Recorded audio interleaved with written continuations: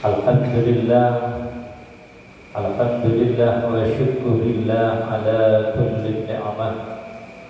Wassalatu wassalamu ala sayyidina Rasulillah, sayyidina Muhammad ibn Abdillah wa ala alihi wa sahbihi wa mawala wa la hawla wa la quwwata illa billah. Amma ba'd. Hadratil mukarram, para hujjaj, para alim ulama, para masyayikh, para kepengurusan daripada DKM Masjid Al-Falah, wabil khusus yang terhormat Al-Ustaz Muhammad Yusuf, yang sama-sama kita hormati Al-Ustaz Trianto, yang sama-sama kita hormati Ketua DKM daripada Masjid Al-Falah, Al-Ustaz Ali Fadli, para jamaah semuanya, sholat subuh yang dirahmati oleh Allah Subhanahu wa Ta'ala. Alhamdulillah wa syukurillah, kita bersyukur kehadiran Allah Azza wa Jal atas rahmat serta karunia yang Allah anugerahkan bagi kita semua, sehingga pada pagi hari ini kita masih dikaruniai nikmat sehat wal afiyah. Alhamdulillah, sehat wal afiyah yang Allah karuniakan bagi kita, kita manfaatkan dalam taatan, dalam ketaatan kepada Allah Subhanahu wa Ta'ala, yaitu melaksanakan ibadah sholat subuh secara berjamaah, dilanjut dengan kajian Ahad pagi yang dimana kita dalam keadaan bersaum. Mudah-mudahan apa yang kita kerjakan pada pagi hari ini senantiasa diterima dan diridhai oleh Allah Subhanahu wa Ta'ala. Tak lupa salawat ma'assalam mudah-mudahan senantiasa tetap teraturkan kepada manusia mulia yang dimuliakan oleh yang maha mulia, yaitu Sayyidina Muhammad bin Abdillah sallallahu alaihi wasallam. Begitu pula kepada keluarganya, para sahabat, para tabi'in, para tabi'in, para salafus soleh, dan seluruh pengikut baginda Muhammad sallallahu alaihi wasallam, termasuk kita semua. Mudah-mudahan kita kelak pada yaumul qiyamah mendapatkan syafaatnya. Amin, amin, Allahumma amin. Mari seperti biasa, sebelum kita masuk ke dalam kajian, kita terlebih dahulu bertawassul kepada baginda Muhammad sallallahu alaihi wasallam dengan niatan mudah-mudahan dengan fadilah, dengan wasilah kita bertawassul kepada beliau, amaliyah ilmu yang kita dapat pagi hari ini dapat menjadi amaliyah yang bermanfaat bagi diri kita dan menjadi penghantar syafaat bagi Rasulullah sallallahu alaihi wasallam. Ala hadhihi wa ala kulli nabiyin salihah wa ila hadratin nabiyil mustafa sayyidina Muhammad bin Abdullah sallallahu alaihi wasallam wa ala alihi wa ashabihi wa azwajihi wa dzurriyyatihi wa ahli baitihi syawli lailahum al-fatihah. A'udzu billahi minasy syaithanir rajim. Bismillahir rahmanir rahim.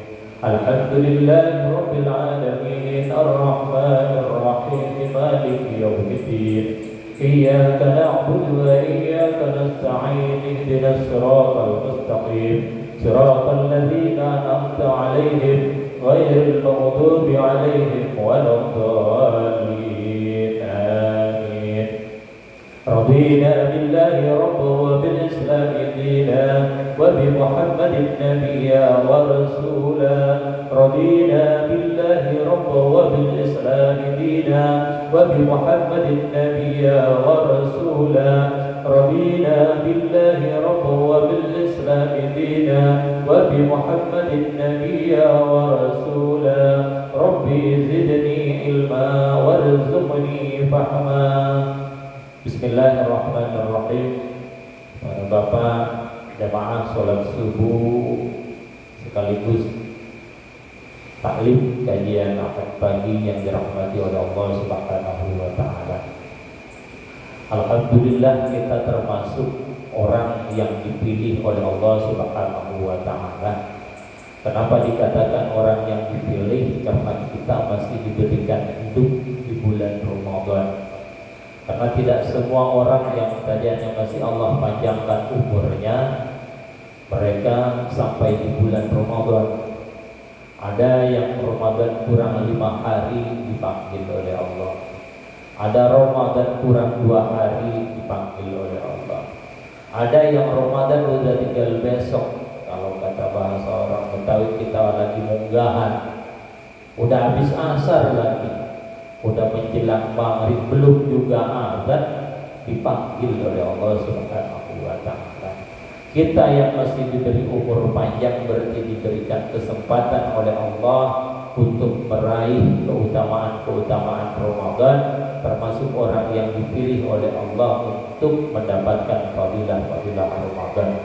Kenapa? Sebab karena Ramadan ini adalah bulan yang sangat dimuliakan oleh Allah Subhanahu wa taala. Dalam 1 tahun 12 bulan itu Allah mempunyai 4 bulan mulia yang sangat dimuliakan oleh Allah Subhanahu wa taala. Tapi dari 4 bulan yang mulia itu tidak termasuk Ramadan. Artinya Ramadan masih di atasnya bulan tersebut. Ramadan itu masih di atasnya bulan tersebut. Apa saja bulan yang dimuliakan oleh Allah yang disebutkan bulan haram? Yaitu yang pertama bulan Dzulqa'dah atau bulan Apit kalau kata orang Jawa. Itu bulan-bulan yang mulia, bulan yang diharamkan oleh Allah di dalamnya melakukan peperangan, melakukan tipu daya. Yang kedua yaitu bulan Dzulhijjah. Dan yang ketiga yaitu bulan Muharram atau bulan Asyura.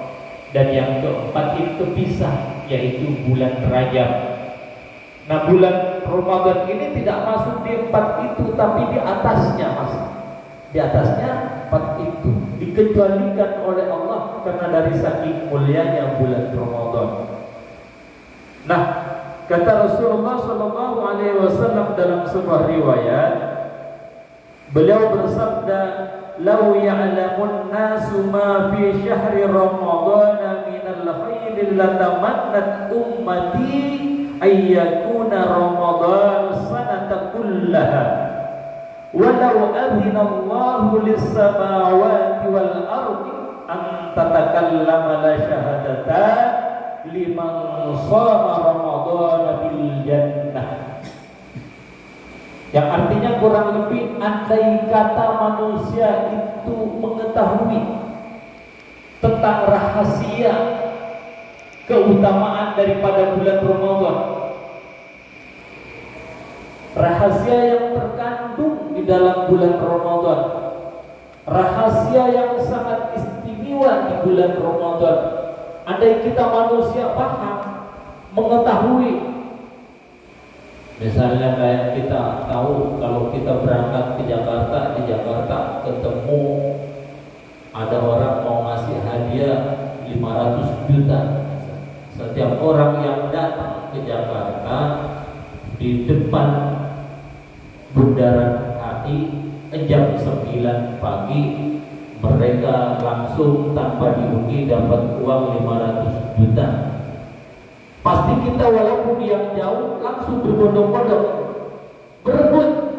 Kenapa? Karena tahu hikmah atau keutamaan atau keuntungan atau nilai daripada uang 500 juta. Nah, ini bukan sekedar uang 500 juta,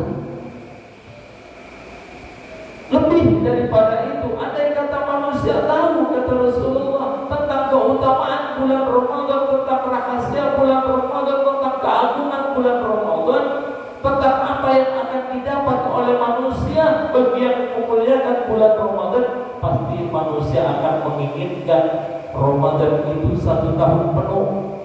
Jadi dalam 1 tahun 12 bulan itu kita pasti menginginkan seluruhnya adalah Ramadan, bukan cuma 1 bulan. Dan andai kata Allah mengizinkan langit dan bumi, kata Rasulullah, andai kata Allah mengizinkan langit dan bumi, antakallama, berbicara, berkata keduanya, yaitu langit dan bumi, la syahadata liman shoma ramadhana bil jannah, pasti mereka bersaksi bahwa setiap orang yang berpuasa Ramadan tiada lain balasannya kecuali surga. Para bapak yang dimuliakan oleh Allah Subhanahu wa taala, ini keutamaan-keutamaan bulan Ramadan. Andai kata kita paham tentang keagungan Ramadan, apa saja sih keagungan Ramadan? Salah satu di antaranya yaitu Allah Subhanahu wa taala melipat gandakan pahala ibadah kita. Misalnya kita melakukan amaliyah di luar Ramadan, sebelum Ramadan kita melaksanakan amaliyah sholat berjamaah, yaitu pahalanya 27 derajat. Nah, kalau berjamaah di bulan Ramadan itu bukan 27 derajat lagi, tapi 27 derajat itu dikali 70, dilipat gandakan 70 kali. Nah, kalau sholatnya sendirian di rumah kan 1 derajat. Nah, 1 derajat itu dilipat gandakan 70 kali menjadi 70 derajat. Nah, kalau berjamaah 27 dikali 70. Jadi kalau orang bujang, kalau orang punya keluarga beda lagi. Kenapa? Karena orang berkeluarga itu derajatnya beda dengan orang bujang. Makanya dalam Islam itu tidak dianjurkan kita terlalu lama-lama membujang. Kalau dalam hukum Indonesia kan katanya nikah dini, tapi dalam Islam justru mempercepat pernikahan itu diperintahkan. Kenapa? Karena menjauhi yang namanya zina. Sehingga dari saking pentingnya mempercepat pernikahan, Rasulullah supportnya apa? Dengan pahala yang berlipat. Orang yang menikah dengan orang yang membujang itu pahalanya beda. Kita sholat sendirian di rumah, sholat duha 2 rakaat, pahalanya 1 derajat kalau bujang. Kalau kita berkeluarga, perempuan punya suami, laki-laki punya istri, sholat duha itu pahalanya 40 derajat. Itu kelebihannya orang laki-laki, orang membujang sama orang berkeluarga. Bersedekah, orang bujang 1 sedekah diganti oleh Allah dengan 10 kali lipat. Nah, kalau orang berkeluarga itu bukan 10 kali lipat, tapi 10 dikali 40 berarti berapa? 160 derajat orang berkeluarga. Itu kalau keluarga, makanya berkeluarga lebih utama. Nah, itu yang pertama. Pahala ibadah kita di bulan Ramadan yaitu dilipat gandakan oleh Allah Subhanahu wa taala. Kemudian yang kedua, orang yang sholat malam di bulan Ramadan berupa sholat tarawih. Apa yang didapat di bulan Ramadan? Kita sholat tahajud di luar bulan Ramadan itu memang sudah sangat utama. Nah, apalagi sholat malam di bulan Ramadan, itu sholat tarawih. Apa kata Rasul? Laisa min 'abdi yusalli fi lailatin min syahri Ramadan alla kataballahu lahu bi kulli rak'atin alfan wa khamsimi'atin hasanah wa bana lahu baitan fil jannah miyaqutatin hamra alaha sab'una alfa babin minha misra'ati min dhahabin wa lahu bi kulli sajadatin syajaratun yasirur rakibu fi dhilliha mi'ata amin. Yang kurang lebih artinya demikian. Tiadalah seseorang hamba yang melaksanakan sholat pada suatu malam di bulan Ramadan kecuali Allah tetapkan baginya apa yang ditetapkan oleh Allah, yaitu untuk setiap rakaatnya 1.500 kebaikan. Setiap satu rakaat Allah tetapkan 1.500 kebaikan bagi orang yang sholat di bulan Ramadan. Dan Allah membuatkan untuknya di surga sebuah rumah dari intan dan berlian. Dan berlian yang merah yang berpintu sebanyak 70.000. Pada setiap pintu terdapat 2 daun pintu dari emas. Dan untuk setiap kali sujudnya diberikan sebuah pohon yang memenuhi selama 100 tahun. Nantinya pohon memenuhi selama 100 tahun ini, yaitu nanti yang akan Allah berikan kepada kita di surga. Diberikan pohon khusus yang mempunyai buah yang tiada banding rasanya daripada buah-buahan pohon dunia yang akan kita dapatkan bagi orang yang menjalankan ibadah sholat malam di bulan Ramadan. Makanya jangan disia-siakan sholat tarawih. Capek-capek dikit kita paksakan. Resepnya bagaimana supaya tidak terlalu capek? Orang yang biasanya capek dan ngantuk itu karena terlalu kenyang. Jadi kalau kita iftar, kita berbuka, jangan langsung terlalu kenyang. Maka kalau bisa makannya nanti aja di sholat tarawih. Bukanya bisa dengan apa dulu, sehingga walaupun kita tidak terlalu kenyang. Nah, orang kalau udah kenyang, karena orang ngantuk itu ada 2. Yang pertama terlalu kenyang, perut kita kenyang bisa ngantuk. Yang kedua karena ada sebuah kekurangan dalam zat diri kita yang disebutkan dengan penyakit. Orang biasanya kalau kurang sehat banyak ngantuk.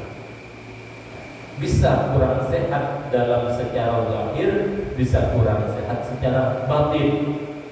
Disebut orang kurang sehat secara batin, orang mau sehat bagaimana ya? Preman sehat banget, tapi diajak diceritain kadang ngantuk. Kenapa? Kena hati. Hatinya ada penyakit. Jadi penyakit ada 2, penyakit zahir dan penyakit batin. Nah, di sini Allah Subhanahu wa taala kata Rasulullah, orang yang melaksanakan sholat malam itu tiada lain melainkan Allah tetapkan baginya, yaitu setiap rakaatnya Allah ganti dengan 1.500 kebajikan. Bukan cuma 70 kali lagi, 1.500 kebajikan. Dan Allah membuatkan untuk orang yang sholat malam di bulan Ramadan itu, yaitu sebuah rumah di surga yang terbuat dari intan berlian yang merah, yang berpintu sebanyak 70.000. Pintunya 70.000. Sementara dalam keterangan kitab lain itu, dalam surga itu tiap satu pintu itu ada 70 kamar. Nah, kalau ini sampai 70.000 pintu, berapa kamar? Ya. Ini buat kita, buat pengalaman. Ya. Satu kamar, satu pintu ada 70 kamar. Dalam keterangan kita, ya. Surga itu per pintu, kalau kita masukin satu pintu surga, itu satu pintu ada 70 kamar. Satu kamar ada 70 tempat tidur. Satu tempat tidur ada 70 bidadari. Udah garam. Itu udah hak kita. Mau diapain? Mau diapain? Kalau di dunia kita dibatasin punya istri paling banyak 4. Kalau kurang makanya perbanyak amalnya supaya di surga gak ada batasnya tuh. Gak ada batasnya. Mau pilih yang mana? Coba ini kita kali 70.000 pintu kali 70 kamar kali 70 tempat tidur kali 70 bidadari. Oh. Ini yang Allah janjikan bagi kita kalau kita mau sholat malam di bulan Ramadan. Nah, apa sih sholat malam di bulan Ramadan? Yaitu sholat tarawih. Sholat tarawih itu adalah qiyamul lail, sholat malam yang kemudian dijadikan sebuah sholat tarawih di masa Khalifah Sayyidina Umar bin Khattab radhiyallahu anhu. Nah, Pak Ustaz, bagaimana kalau saya pengen sholat tahajud tengah malam tapi saya udah sholat tarawih? Kalau pengen sholat tahajud tengah malam atau pengen punya hajat, misalnya sholat hajat atau sholat istikharah tengah malam, berarti ketika tarawih kita jangan tutup dengan sholat witir. Witirnya gak usah ikut. Kalau ada kultum ya tungguin dulu, gak usah ikut witir, tapi tungguin aja tutup. Kenapa? Karena kalau ada imam memberikan kultum, itu adalah ilmu yang keutamaan ilmu itu lebih daripada sholat malam kita. Kita mendengarkan ilmu satu bab saja itu lebih utama daripada kita sholat malam 1000 rakaat. Makanya kita kadang ngejar sholat malam buru-buru habis sholat tarawih gak ikut witir karena tengah malam pengen bangun tapi ninggalin kultum.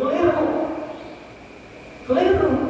Kultum itu kadang ilmu-ilmu yang cuma walaupun hanya satu bab, walaupun pendek, kalau Ustaz menyampaikan, walaupun misalnya Ustaznya kurang enak menyampaikan juga, tapi itu ilmu yang keutamaannya lebih utama daripada kita ibadah 1000 rakaat, ibadah sholat malam masih utama. Lebih utama kita mendengarkan ilmu yang hanya waktunya kadang 5 menit, kita duduk belum juga pegang, itu udah luar biasa utama. Itu ilmu. Nah, Bapak yang dimuliakan oleh Allah Subhanahu wa Ta'ala. Itu yang pertama tadi, keutamaan tentang bulan Ramadan. Kenapa kata Rasulullah, andai kata manusia mengetahui tentang rahasia bulan Ramadan, pasti mereka menginginkan Ramadan sepanjang tahun. Karena itu yang pertama tadi, kita sholat malam di bulan Ramadan, Allah ganti dengan pahala kebaikan 1500 kebaikan, dan Allah berikan surga sebanyak 70.000 pintu. 70.000 pintu surga yang Allah janjikan kepada kita. Kemudian yang kedua, apa yang kedua? Yaitu orang yang melaksanakan ibadah puasa di bulan Ramadan dengan catatan diingat, tidak semuanya ini mendapatkan catatan. Man shoma Ramadhana imanan wa ihtisaban ghufira lahu ma taqaddama min dzambi. Barang siapa yang berpuasa di bulan Ramadan dengan penuh keimanan dan semata-mata mengharap pahala dan ridha Allah, maka Allah ampuni pahalanya dari tahun yang lalu. Ini yang kedua keutamaan daripada bulan Ramadan. Kita puasa di bulan Ramadan, maka dosa-dosa kita dari tahun yang lalu dihapuskan oleh Allah Subhanahu wa Ta'ala. Tapi catatannya tadi itu, yaitu dengan semata-mata karena Allah, dengan penuh keimanan. Nah, orang yang semata-mata karena Allah dan penuh keimanan, pasti puasanya meninggalkan 3 hal. Yang pertama, meninggalkan makan dan minum. Yang kedua, meninggalkan maksiat mata dan panca indera, seluruh panca indera kita, meninggalkan maksiat daripada panca indera kita. Yang ketiga, yaitu meninggalkan yang namanya dusta, perbuatan dusta, perbuatan hati kita dari amarah. Kenapa? Karena kata Rasulullah, "Man lam yada' qaula az-zuri wal 'amala bihi falaysa lillahi hajatan fi ta'amahu wa syarabah." Barang siapa yang tidak bisa meninggalkan perbuatan dan perkataan dusta, maka Allah tidak membutuhkan lapar dan hausnya. Yang artinya orang yang berpuasa tapi dia tetap masih juga bohong secara zahiriah anggota badannya maupun bohong dalam ucapannya, maka Allah tidak membutuhkan puasanya, artinya puasanya tidak mendapatkan hikmah. Tetap kewajibannya bulan Ramadan diterima puasanya. Puasanya tidak batal. Orang yang sudah tidak makan dan minum menjalankan syarat-syarat Ramadan, puasanya sah. Cuma tidak dapat hikmah Ramadan, tidak dapat hikmah daripada puasa itu. Dosanya di hari itu tetap tidak diampuni oleh Allah. Pahala Ramadannya tidak kita raih. Kewajiban puasa Ramadan gugur tetap. Kita tidak perlu modal lagi, tetap sah puasanya, cuma pahalanya tidak kita dapat. Kenapa? Karena kita masih berdusta, berbohong, berbuat hal yang tidak diinginkan oleh agama. Nah, berdusta ini bukan cuma sama orang tua, sama orang dewasa, bukan cuma sama tetangga, sama teman kerja, sama anak kecil juga gak boleh. Sama anak kecil juga gak boleh. Bukan cuma sama orang dewasa. Berdusta itu kita punya anak atau punya cucu masih umur 2 tahun misalnya, nangis cucu kita, kemudian kita gendong, kita ngomong, udah tahu diem, nanti kamu kalau diem engkau beliin es krim ke Indomaret misalnya. Diem tuh bocah, karena ngomong dirayu-rayu, giliran diem nggak jadi dibeliin es krim. Dusta kata Rasulullah, orang yang bohong sama anak kecil pun juga dusta. Walaupun sama anak kecil, itu anak kita. Makanya kalau ngomong anak, hati-hati juga kalau. Karena itu termasuk catatan dusta. Para bapak yang dimuliakan oleh Allah Subhanahu wa Ta'ala. Itu yang kedua, yaitu orang yang berpuasa Ramadan dengan penuh keimanan dan semata-mata mengharapkan Allah, pahala dari Allah Subhanahu wa Ta'ala, dosa-dosanya diampuni oleh Allah Subhanahu wa Ta'ala. Itu luar biasa. Makanya ketika kita keluar dari bulan Ramadan, disebutkan diri kita sebagai orang yang bersih, karena bersihnya diri kita dari dosa-dosa. Ya, para bapak yang dimuliakan oleh Allah Subhanahu wa Ta'ala. Kemudian yang ketiga, apa yang ketiga? Yaitu dari saking memuliakannya bulan Ramadan, Allah Subhanahu wa Ta'ala bebaskan seluruh ahli kubur. Seluruh ahli kubur sepanjang Ramadan, baik itu orang muslim, orang non-muslim, semua ahli kubur dihentikan azab kuburnya oleh Allah Subhanahu wa Ta'ala, dihibur oleh Allah Subhanahu wa Ta'ala. Kenapa? Karena dari saking Allah Subhanahu wa Ta'ala menghormati dan memuliakan Ramadan. Itu yang ketiga. Kemudian yang keempat, apa keutamaan daripada bulan Ramadan yang keempat? Yaitu syahrul Ramadan alladzi unzila fihil Qur'an. Yaitu pada bulan Ramadan, bulan yang di dalamnya diturunkan Al-Qur'an. Al-Quran sebagai petunjuk bagi diri kita, hudal linnas wa bayyinatin minal huda wal furqan. Ya, Al-Quran diturunkan di bulan Ramadan, baik secara keseluruhan maupun satu persatu. Pertama kali turunnya Al-Quran wahyu kepada Rasulullah di bulan Ramadan. Pertama kali Allah menyatukan Al-Quran, karena Al-Quran itu sebenarnya sudah disatukan oleh Allah. Dari mulai surah Al-Fatihah sampai An-Nas itu sudah di Allah satukan. Sebelum Rasulullah dilahirkan itu Al-Quran sudah ada. Al-Quran itu sudah ada. Tapi di mana tempatnya? Yaitu fis sama'i dunya, di langit dunia. Langit yang pertama yang kita lihat. Di langit yang pertama. Fis sama'i dunya, di langit dunia. Langit yang pertama ini disebutnya langit dunia. Di situ ditaruhnya oleh Allah Al-Quran. Kapan pertama kali Allah menempatkan Al-Quran di sama'i dunia? Yaitu pada tanggal 27 Ramadan, maka yang disebut dengan malam Lailatul Qadar. Para bapak yang dimuliakan oleh Allah Subhanahu wa Ta'ala.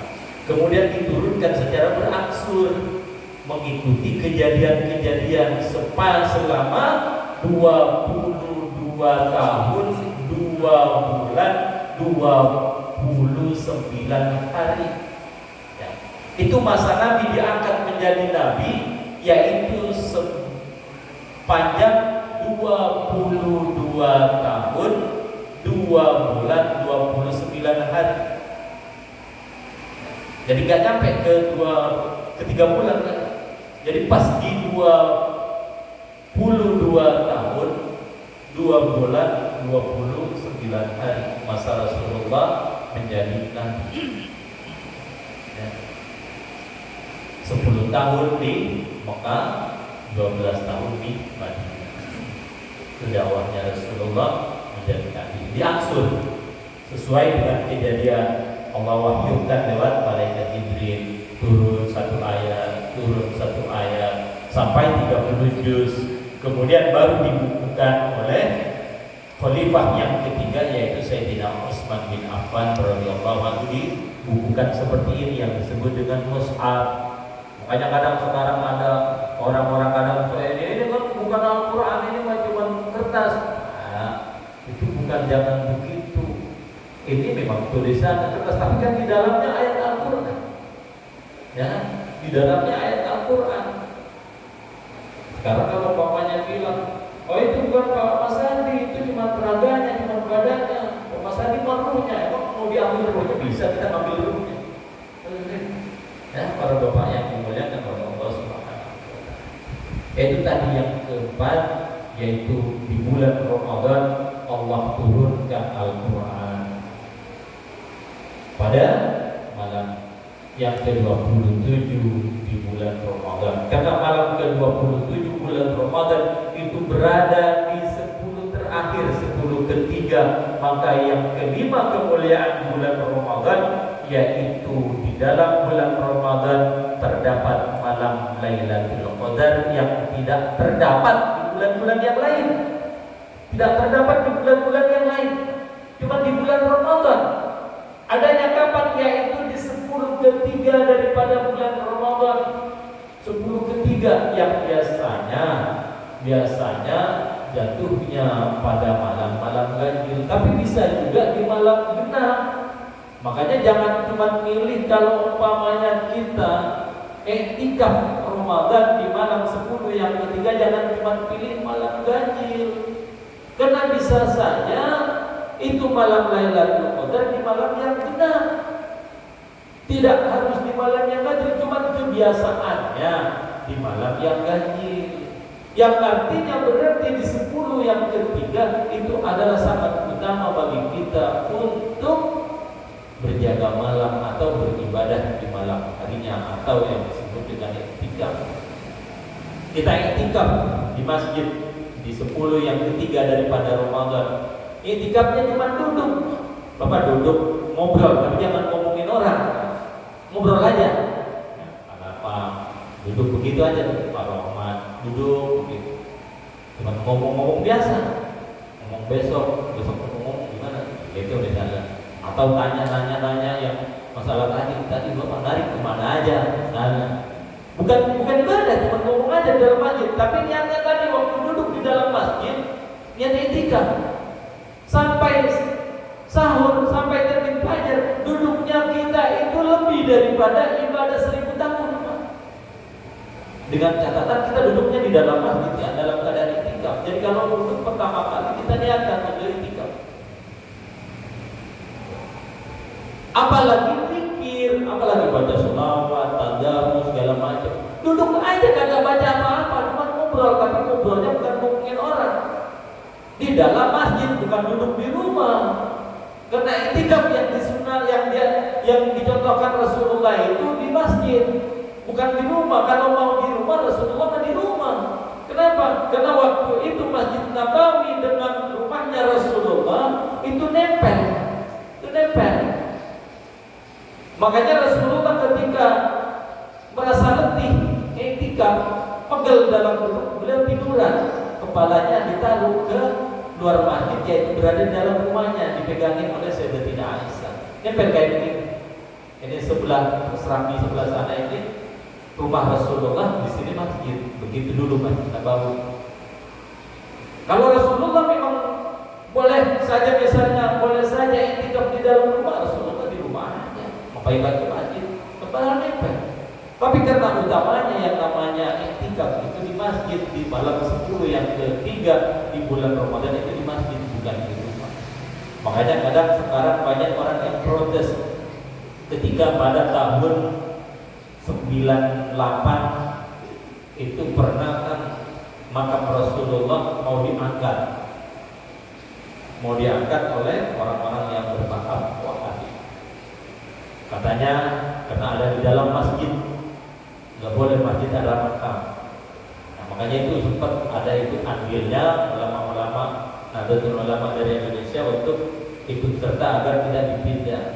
Itu jangan salah paham. Makam Rasulullah ada di dalam masjid itu dulu bukan di dalam masjid, dulu di dalam rumahnya Rasulullah sendiri. Nah, orang-orang terdahulu kalau orang-orang pembesar itu makamnya di dalam rumah. Cuman karena dengan berjalannya waktu, berjalannya masa, umat muslim semakin banyak yang berkunjung ke Masjid Nabawi, ya tidak kuatlah Masjid Nabawi zaman dulu dibesarkan, direnov, akhirnya sampai posisi makam Rasulullah ada di dalam masjid seperti itu. Para bapak yang dimuliakan oleh Allah Subhanahu wa taala. Karena kalau orang dulu para kaisar, raja apa semuanya itu makamnya di dalam rumah atau meninggal. Seperti itu. Para bapak yang dimuliakan oleh Allah Subhanahu wa taala. Itu keutamaan daripada bulan Ramadan. Makanya sangat rugi bagi kita bila kita tidak memanfaatkan bulan Ramadan sebaik mungkin. Capek mau bagaimana, mari kita raih keutamaan bulan Ramadan. Terlebih kalau selain daripada berpuasa, selain daripada bersolat tarawih, kita tambah dengan tadarus, khatam Quran, itu lebih utama. Kenapa? Sebab karena orang yang mengkhatamkan Al-Quran di bulan Ramadan, khatam sampai kepada surah An-Nas, khatam di bulan Ramadan, maka ia akan didoakan 10.000 malaikat ketika kita sampai ke surat An-Nas. Setiap kali khatam. Kenapa Imam Syafi'i sangat memperbanyak khatam di bulan Ramadan? Karena itu satu kali khatam, setiap khatam itu kita didoakan 10.000 malaikat.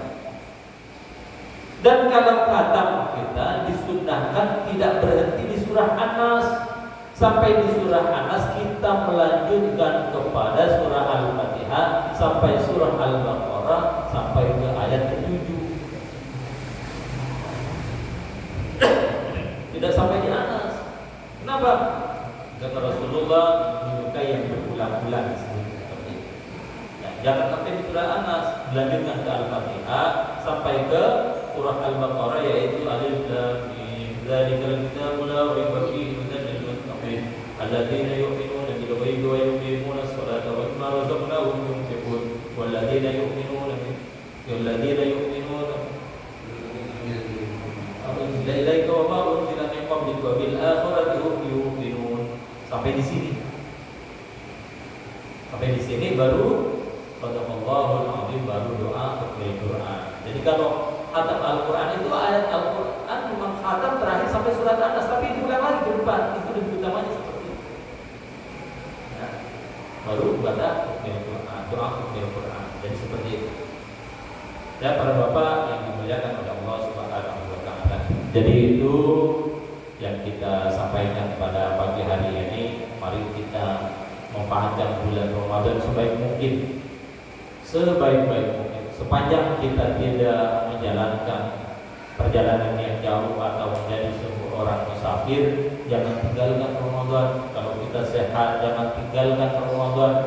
Tapi kalau kita musafir, justru lebih utama untuk kita tinggalkan. Termasuk balik. Kalau kita perjalanan musafir pulang ke Jawa Tengah, ke kampung, masih juga puasa. Walaupun kita kuat, masa kuat Ustaz, termasuk juga enggak menghargai apa yang Allah kasih hadiah. Allah itu paling senang kalau Allah kasih hadiah kepada hambanya kemudian diambil, dipakai. Apa hadiahnya? yaitu Allah kasih keringanan buat orang yang perjalanan, yaitu boleh meninggalkan puasa dengan mengganti di hari yang lain. Itu hadiah dari Allah, keringanan. Jangan mentang-mentang karena puasa saya kuat terus tetap puasa. Berarti gak menghargai keringanan yang Allah kasih. Sholat jamaah, sholat qasar itu jalanin. Kalau kita perjalanan musafir, Pak, saya pengen sholat gak usah di jamaah dulu, gak usah di qasar, saya bisa masih ya. Berarti gak menghargai. Kan Allah kasih keringanan, boleh di jamaah, boleh di qasar, jalanin. Kalau kita menjadi musafir, jangan memang kita tiap hari kerjanya ke Jakarta, sekarang jadi alasan saya musafir, puasa. Ya jangan. Ya, kalau kita perginya jauh sampai dengan masuk pada kategori yang disebut dalam kategori musafir dalam hukum fikih, ya, para bapak yang dimuliakan oleh Allah Subhanahu wa taala. Ya, demikian kajian pagi hari ini, mudah-mudahan bermanfaat. Mari kita tutup dengan doa kafaratul majlis dan kita akhiri dengan hamdalah. Subhanakallahumma rabbana wa bihamdika asyhadu an la ilaha illa anta astaghfiruka wa atubu ilaik. Walhamdulillahi rabbil alamin. Assalamualaikum warahmatullahi wabarakatuh.